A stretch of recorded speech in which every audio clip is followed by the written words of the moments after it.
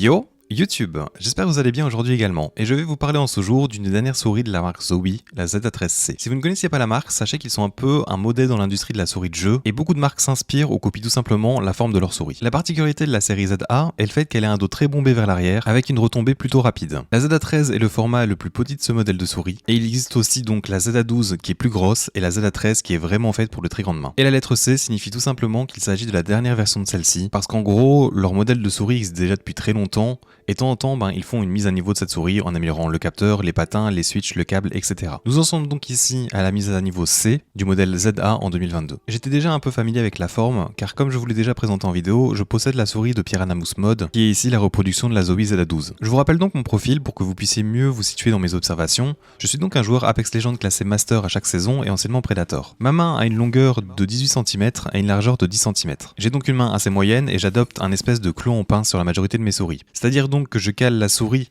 entre la paume du côté de mon pouce et je viens serrer la souris de l'autre côté avec mes deux derniers doigts du côté droit. Avec cela, mon poignet ainsi que l'extrémité de mon petit doigt sont en contact avec le tapis de souris pour m'aider au contrôle. Je vais donc d'abord passer en revue chacun des éléments de la souris et je vous parlerai ensuite de sa forme, de ses forces et des faiblesses de celle-ci. Cependant, avant cela, je te rappelle que si mon contenu te plaît, n'hésite pas à me le faire savoir donc par un pouce bleu et un commentaire, ainsi qu'à t'abonner pour être au courant de mes autres reviews, que ce soit des souris ou des tapis de souris. Merci d'avance. Commençons par la qualité de fabrication. Il s'agit de ma première souris de la marque Zowie et j'ai toujours entendu de très bonnes choses sur leur solidité, peu importe la série en cours. Cependant, la souris ici présente une faiblesse au niveau de sa construction. En effet, si j'exerce de la pression un peu partout, elle est effectivement solide, sauf à un endroit.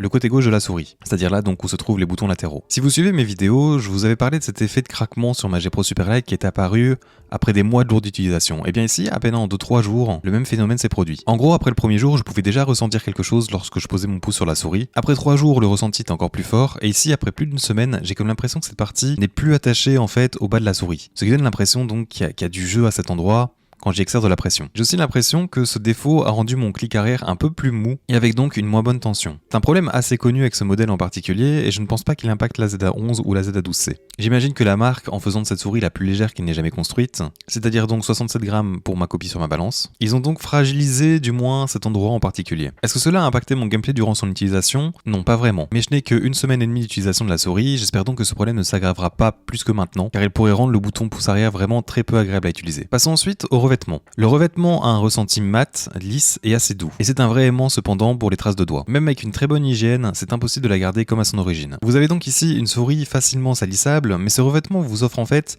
un excellent grip.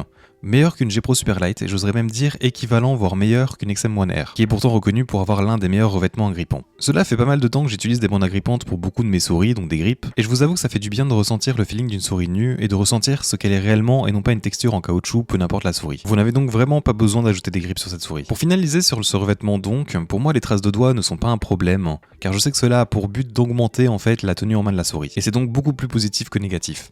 En tout cas, c'est mon avis. Parlons maintenant du câble, car oui, il s'agit d'une souris filière. Il est ici plutôt épais, mais léger et flexible. Certainement l'un des meilleurs câbles de souris que j'ai pu avoir, et durant toute mon utilisation, je ne l'ai pas ressenti une seule fois étant attaché à mon bungee. C'est donc déjà ici très positif, mais en plus de cela, il est fortement redressé à la sortie de la souris, ce qui évitera encore plus un potentiel contact avec votre tapis de souris. Et dernièrement, il ne reste pas tordu une fois libéré de l'emballage, il n'y a donc rien à redire sur le câble donc. Ensuite, pour les patins, je les trouve très bons. Pour leur vitesse, je les mettrai entre les Corepad et les Tiger Ice, en gros, un poil plus rapide que des Corepad. Peu n'importe la surface, la glisse est agréable et la texture du tapis ne se ressent pas trop. Ils sont cependant très fins et seront à remplacer assez tôt si vous utilisez soit un tapis hybride ou encore du rat, encore plus si vous utilisez un Arpad en plastique ou en verre. D'ailleurs, il est tout à fait utilisable sur le Skypad 3.0 et la sensation est aussi agréable qu'avec des Corepad. C'est donc un bon point supplémentaire. Et vous obtenez également une deuxième paire de patins dans l'emballage de la souris. Ensuite, pour le capteur et la latence des clics, la souris ne dispose pas de logiciel dédié et tout se règle directement sur la souris. La souris dispose d'un capteur 3360 qui est très réactif et avec lequel je n'ai pas eu de problème peu n'importe la surface. Vous avez le polling rate, donc la fréquence de rafraîchissement, directement sur la souris. Il est réglable avec des valeurs de 125, 500 ou 1000. Je vous conseille 1000 donc évidemment. Ensuite à côté vous avez le réglage de DPI allant de 400, 800, 1600 ou 3200 DPI. Pour le LOD,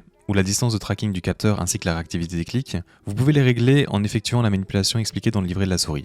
Pour le LOD le plus bas, il faut d'abord débrancher la souris, puis maintenir le bouton pouce arrière ainsi que le clic gauche et rebrancher la souris. Pour la réactivité des clics, même manipulation mais avec seulement le bouton pouce arrière enfoncé. Ensuite parlons de la molette, qui est pour moi donc l'élément que j'apprécie le moins dans cette souris. Il s'agit donc d'une molette 24 crans qui est présente dans toutes les souris Zowie, et même chez les souris Vaxi aussi il me semble. Ce sont donc des molettes qui demandent beaucoup de force pour le défilement, et qui s'arrêtent très vite.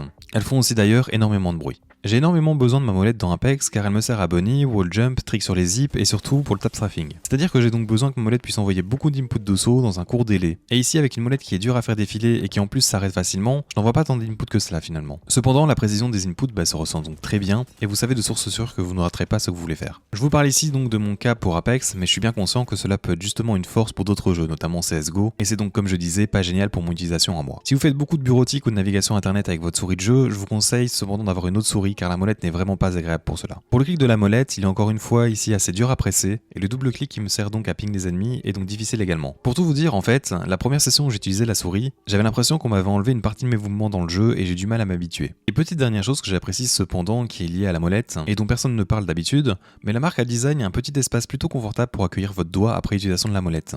Étant donné qu'il faut exercer pas mal de force, il peut arriver souvent de tomber à cet endroit, et contrairement à d'autres marques où il n'y a rien ou quelque chose de beaucoup moins agréable, je trouve ça vraiment bien. Au niveau des clics principaux, ils ne bougent quasiment pas si vous essayez de les écarter, et mes deux clics disposent d'un poil de trajet avant leur activation, mais aucun trajet après activation. Il me semble que ce sont des KLGM 8.0, comme la majorité des nouvelles souris sur le marché actuel. Ils sont donc faciles à actionner, et le clic est facilement répétable. Ils ont un peu moins de feedback qu'une XM Air par exemple, mais je les trouve un poil plus légers, et ils font partie, de manière générale, des meilleurs clics que j'ai pu utiliser jusqu'à présent. Pour les clics latéraux maintenant, j'ai directement appliqué des grips sur ces derniers, car ils sont pour moi trop près de la coque de la souris, du moins pas assez ressortis, et j'ai donc préféré faciliter leur accès en les grossissant un peu. Ils sont très bien placés pour mon grip et ma taille de main. Je n'ai pas eu de problème avec eux en jeu, et malgré que les clics sont faciles à presser, je trouve que celui à l'avant me donne l'impression qu'il va rester bloqué alors que ça m'est jamais arrivé, et à contrario celui à l'arrière est un peu trop rebondissant, dû notamment au problème de la coque cité précédemment. Le bouton à l'avant ne peut pas être actionné si j'appuie sur le début de celui-ci, et celui à l'arrière a quand même pas mal de trajets avant et après activation. Cependant, comme je le précise, je n'ai pas encore eu un seul problème avec ces clics, mais ce n'est pas la robustesse et la qualité que j'attendais.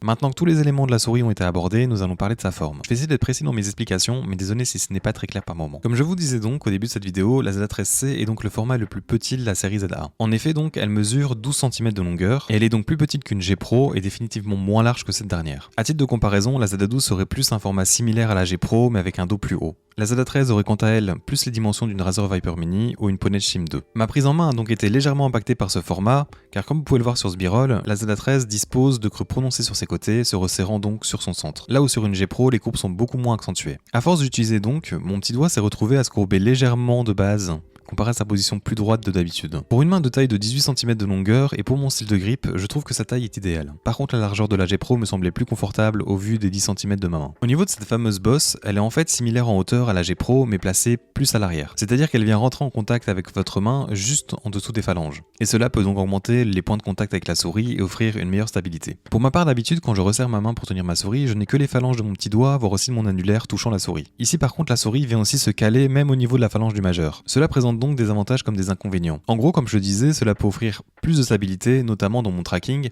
car la souris est plus stable dans ma main. Par contre, je trouve avoir perdu un poil de micro-ajustement avec mes doigts, étant donné que je dois lever plus haut ma main pour la libérer de ses points de contact. Je suis cependant content ici de la fin de la souris, car elle ne s'élargit pas trop, car si elle avait un dos très haut, plus des bords élargis, je ne pense pas que ce serait convenu pour mon style de grip. Surtout, comme je disais, pour tout ce qui est micro-ajustement. Dernier détail au niveau de sa forme, vous pouvez ici constater l'ajout de petits reliefs de confort pour retenir vos doigts juste avant les bords des clics principaux. Je n'entre pas en contact avec eux personnellement, mais selon le grip, cela peut vraiment être une feature intéressante. Et c'est encore ici un petit détail qui peut donc faire la différence, car cela n'est pas présent chez d'autres souris. De manière générale, la forme et la souris me plaît, en dehors de sa molette donc, et ayant pu jouer avec la ZA12 sans fil de Piranha pendant un bon moment, je savais qu'une forme plus petite de ce modèle me plairait. Car la ZA12 était un poil trop longue vu que votre main en fait se relève pour cette bosse plutôt haute. J'avais donc encore pas mal d'espace vers l'avant de la souris. Je pourrais revenir jouer sur cette souris entre différents tests, mais peut-être pour des jeux où j'ai besoin de flics plus précis, avec moins de micro-ajustements. Je pense que cette souris pourrait être utilisable pour tout type de grip sans trop de problèmes. Elle devrait donc plaire aux utilisateurs de claw grip conventionnels, que ce soit relax ou plus agressif, et elle vous offrirait donc beaucoup de stabilité. Dû à sa taille et son poids, le fingertip est totalement envisageable.